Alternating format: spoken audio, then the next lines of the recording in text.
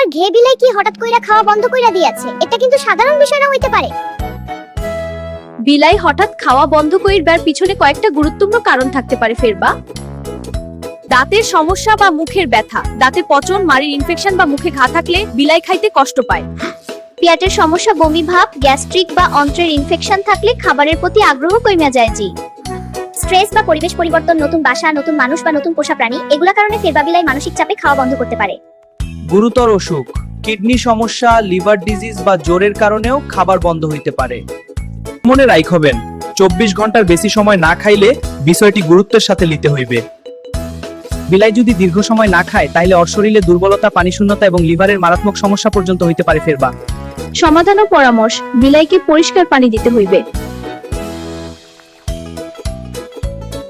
নরম বা পছন্দের খাবার দিতে হইবে। 24 ঘন্টার মধ্যে উন্নতি না হইলে দ্রুত ভেটেরিনারিয়ানের কাছে লিয়া যাইতে হইবে। আপনার ঘে বিলাইয়ের যত্ন নিন কেনে যে তারা কথা কইতে পারে না, কিন্তু তারা কষ্ট পায়।